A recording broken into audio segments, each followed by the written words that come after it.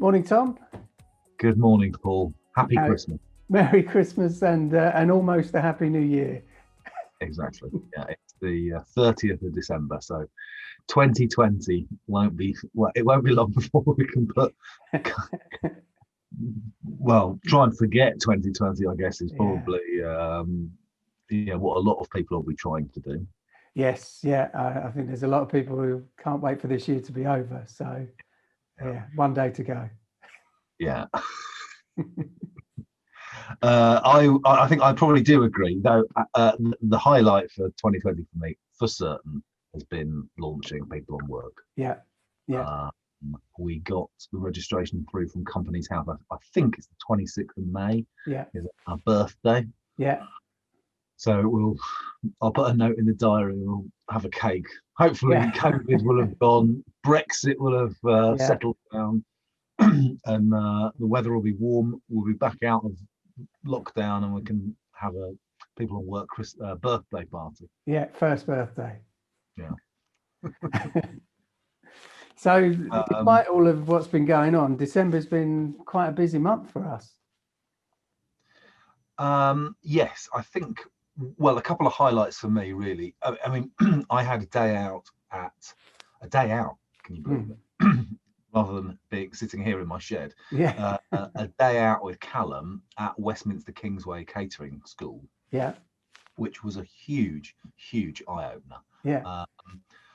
For anyone who's considering catering college, I can't recommend Westminster Kingsway high enough. It's an amazing facility, and the staff are full of energy, full of enthusiasm, highly professional, and just to see them work, they call it their protein room, where entire sides of beef and pork, Scottish smoked salmon, and all these animals are prepared for. They were making Christmas hams the day. Right. Yeah.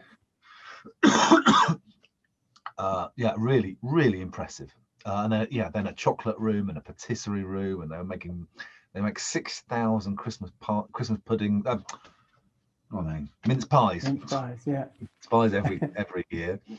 I brought some home for the family. But yeah, really good day out. And actually, I was talking to someone about this a couple of days ago. A lot of the academic staff at Westminster, because it's an education facility, they've not shut down, or they shut down perhaps in the first lockdown, and they've got the social distancing measures, but they're very used to being around each other. Yeah, I found it really quite, having been, sat here in my shed talking to you, or doing interviews, actually being real life in a busy environment was really a bit just such a weird experience. Especially for a whole day trying to get the day's filming done. It took a while to sort of get back up to speed, which is a bit disconcerting. I think there's going to be certainly for the lots of people who worked from home for the first time, and all of us who've had to be apart from friends and family and get used to social distancing. When we go back to less restricted meetings and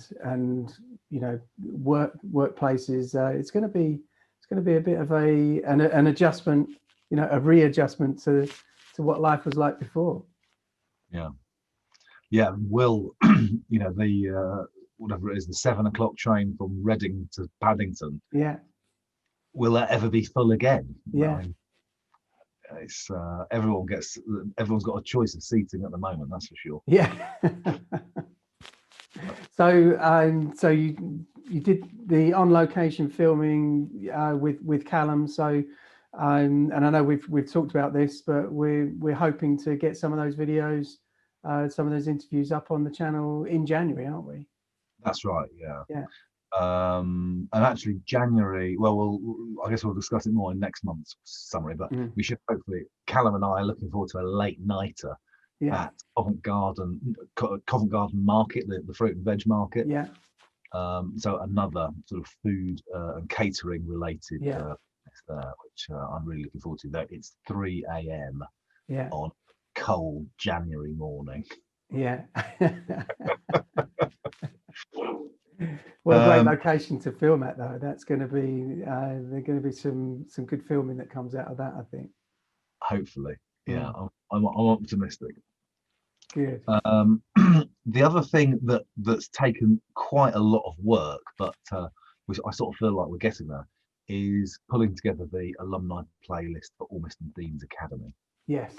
Yeah. I think in November's roundup we talked about an interview with Nigel, Yeah. who's in the army and a primary school teacher. There's been a couple more interviews, and I think there's one more to do. Yeah. But we're up to, I think we're in reasonable shape though. There's sort of 5 or 6 interviews now on the Ormiston Dean's Academy playlist. And hopefully in the next few weeks we'll launch some sort of I'm not sure how it's going to work, some sort of quiz or competition or worksheet or something with Carol and the team at Ormiston Dean's to get some feedback on the content and get people using the channel and hopefully enjoying the experience and helping youngsters research their career options, which is what we're all about. Yeah, absolutely. No, I think we've talked about this from the start. Ormiston Dean's has got a special place for us, but we were talking about the founding of People on Work, but Carol and Ormiston Dean's were the first school we talked to in this way, and to start from nothing, from having those original conversations. And Carol talking about the way they've done things in the past is they get someone to come to the school, a recent leaver, and talk about the work that they're doing, which is great, and that's still planned to be done. But it's only the real impact of that is only for the students who are there on that day. And to think that we're from starting from nothing, we've now got 5 or 6 people who former students of the school whose experience of work in the areas that they work in are there for not just the students who would have seen them in the flesh on the day, but students who can see them at any time and have discussion around them, and then building on that. So that's just the first step, really, because the plan is for Ormiston Dean's to have 10, 15, 20 and upwards videos of their students taking our interview, answering the same questions and sharing that experience. Well, and also we've got Carol to thank for the introduction to Future First. Definitely. I'm looking for, we've been invited to mirror the project or extend the pilot, I guess you might call it. In Newcastle, a school in Newcastle and a school in Devon. So we'll get started with that in the new year. I'm sure we're going to do a great job for them, as we've done for Carol, and hopefully Future First will will open doors to many more schools in due course. No, it's a really, really exciting partnership. They're perfectly positioned to talk to the schools about what we're doing and the kind of experience and information we can share, and to really make that personal for every school, because every school we're talking to their own leavers, their own former students. It's not just people who don't have any relationship or association with the current and future students of the school. It's they've really got that in common, and to be extending the pilot, as you say, to very different parts of the country. I don't think we could have got further apart, but not by much. No. It's going to be interesting to see what we get back. Yeah, for sure. I was looking yesterday, actually, briefly at the YouTube studio figures. Okay. And one of the highlights was a girl that we interviewed on the Talent Forward program. She's there's been a real spike in viewing. I noticed that as well. Lots of very popular. I wonder whether she shared it personally or talent. They put her on the front cover of the Talent Forward website. There's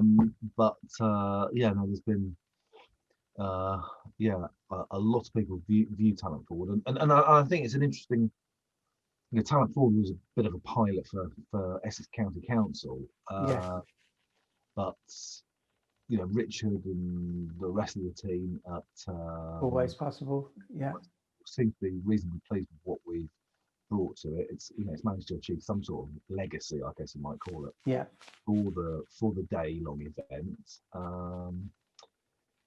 I know they've gone away to sort of scratch their heads and think about how how they can do it again going forward.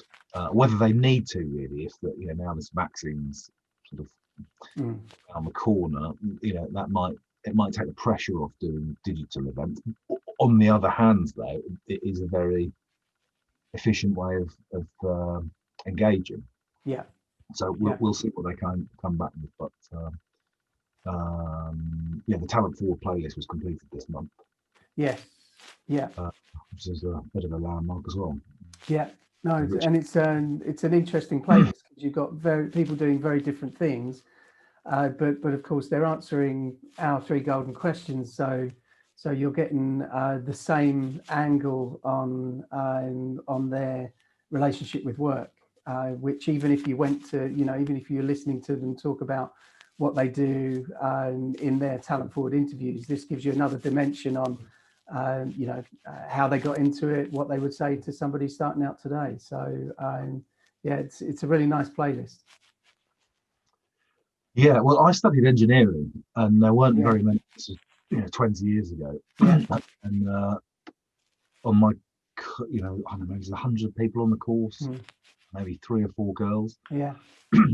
We've got 3 or 4 girls being interviewed about their roles in engineering or in STEM, engineering yeah. talking really enthusiastically about the work they're doing and about the impact they're having in the organisations that they work for. Yeah. And that's really cool to Yeah. see. Especially, I've got a daughter. Yeah. Yeah, I mean, STEM is still, or STEAM as they call it in Essex, is still biased towards men, but it's changing. And I think by the time my 10-year-old daughter hits the workforce, maybe it might be a bit more balanced up. Yeah, for sure. And the voices and the experiences of the people working in STEM and particularly the women working in STEM and the recent school leavers and graduates moving into STEM jobs. It's stories like that are going to connect with the younger people coming into the workforce, because they're going to say, oh, I could do that, or I'm interested in that, and there's somebody who either looks like me or is saying things that that resonate with me in some way. Yeah.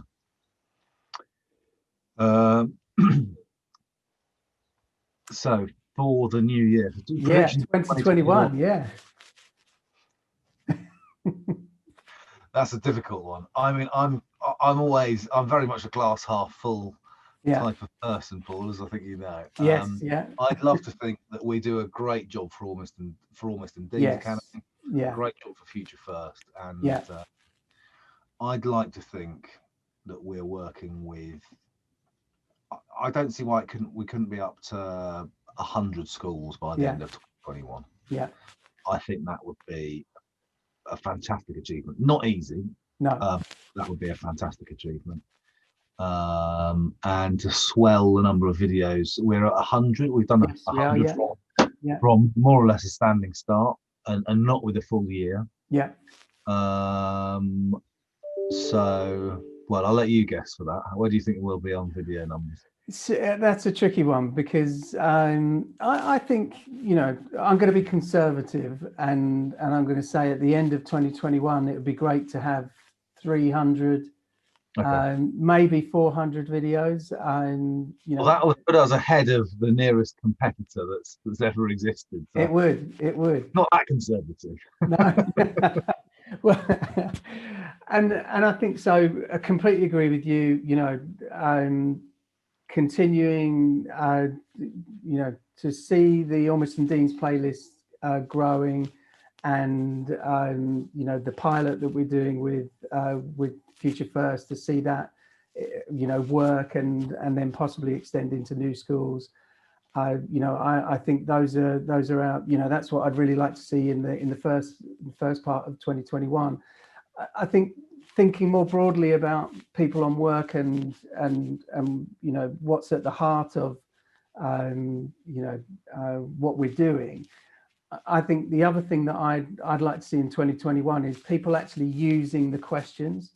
And you and I have talked about this. So where the questions originally come from is they're not just questions that we're looking for people to answer to us to be on the channel, but of course we want them to do that because that's where the sharing of their experience comes from. But there's also an empowerment mission behind the questions as well. So if you're thinking about what kind of work you want to do, there's no better questions than these 3 questions to ask, to find somebody and ask initially, to answer those questions that you've got for yourself. And one of the people, the recent interviews that you did, Danny Cook, Danny the football coach. The football coach, yeah. And so in his interview, he talks about doing exactly that. So he said,